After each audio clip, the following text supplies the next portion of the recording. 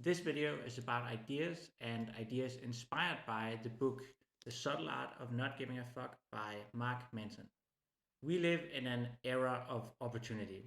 There are so many options available to us, whether it be dating or career choices or what you want for dinner. And we tend to want it all, but it makes us miserable. The subtle art of not giving a fuck is not about not giving a fuck about anything, but about choosing what to give a fuck about and then not giving a fuck about all the rest that doesn't matter to you. In this video, I put together 4 ideas that really resonated with me, and I have complemented with ideas of my own and ideas from other books to make it a little bit more interesting. So let's get right into it. Idea number 1. Whatever you do in life will be a struggle. Choosing what to struggle with is the real question. Most people have an idea of what they want in life.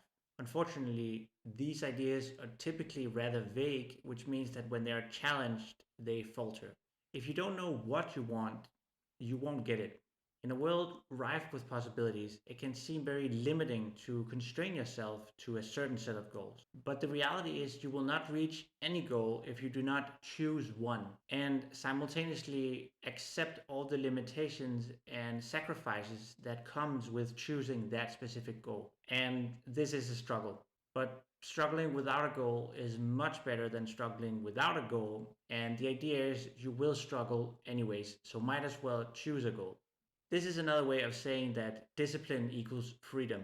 A big part of discipline is choosing a goal and then sticking with it even through the tough parts and regardless of how hard it gets. This removes uncertainty, which reduces anxiety and gives you focus and determination, allowing you to stick with it regardless of what happens and how hard it gets. Over time, when you manage to overcome the challenges that whatever goal you have decided to achieve brings with it, you will gain courage as you keep going, and you will discover there's a certain pride and joy in seeing yourself grow through the challenges. A key notion here is that struggling is unavoidable, and therefore your best bet is to figure out what kind of struggle is really worth it to you. To find this, look at the overlap between the things that you really enjoy doing and the things that you truly find meaningful to accomplish.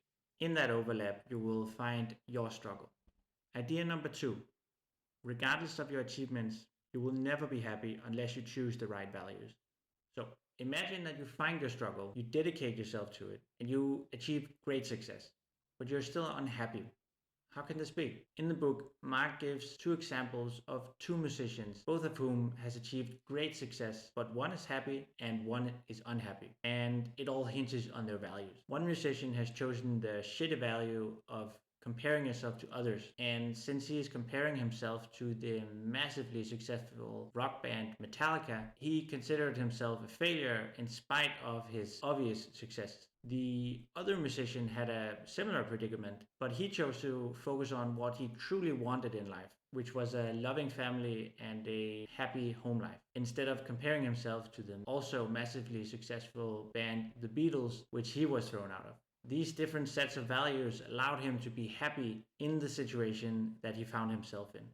A key notion here is that your values tend to matter more than success when it comes to your happiness, but people tend to choose shitty values. Common shitty values are comparing yourself to others, prioritizing pleasure, and material success. I think that many people can recognize these as shitty values, but if you look at people's behavior, the evidence speaks to the contrary. Making sure that shitty values doesn't destroy your life is done by choosing healthy values to override them. There are many types of healthy values, but they all share 3 essential criteria. They should be 1. Based in reality, 2. Be helpful to society, and 3. Have an immediate and controllable effect. Examples of such healthy values are creativity, humility, honesty, and generosity. Idea number 3. Positive change only happens when you take full responsibility for your life. People often feel like victims, whether it is missing the bus, getting fired, or getting into an accident. We do this because victimizing ourselves can protect us from the guilt or regret or shame or any other negative emotions that are attached to the immediate experience. But this simultaneously takes away your control of the situation and will make you feel powerless and bitter in the long run. Getting dumped is a good example. It is very easy to blame your ex for being cruel or unloving, but choosing to focus on what you could have done differently is the only way to positively move forward. A key notion here is there is a distinct difference between fault and responsibility. It might not be your fault if you get into an accident, but it is your responsibility how you move forward. Taking responsibility for your life, regardless of whose fault it is, will give you a sense of control and it will get you through hard situations because it allows you to face the hardship up front instead of choosing to be the victim of circumstance which will lead nowhere. In the short term, this will most likely hurt way more when you take the responsibility, but in the long run, it will prove much more productive and healthy for your life and everyone around you. Idea number 4, Manson's law of avoidance. People tend to avoid anything that threatens their identity.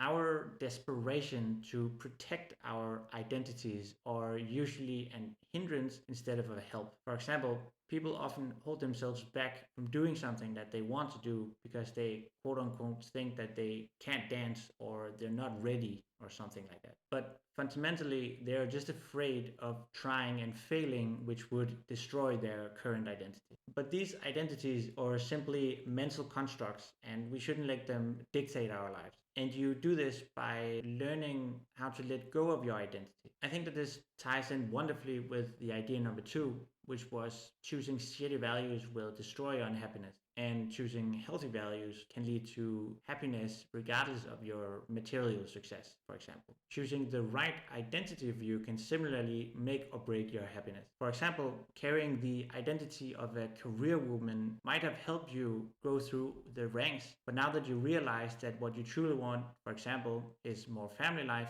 it is very unhealthy to hold on to this identity.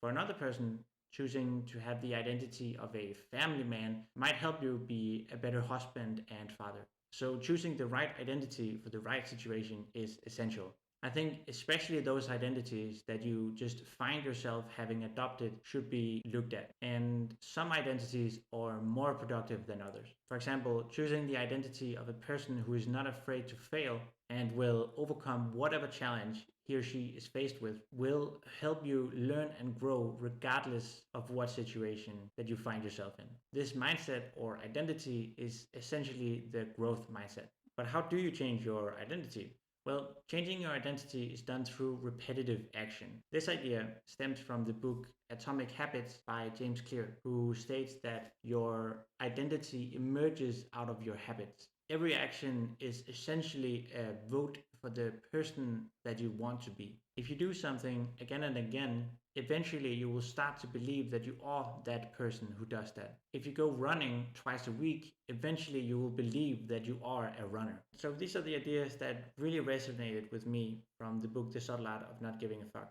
Please leave a comment and give your feedback and like and subscribe if you want to see more of this. Thank you so much for watching.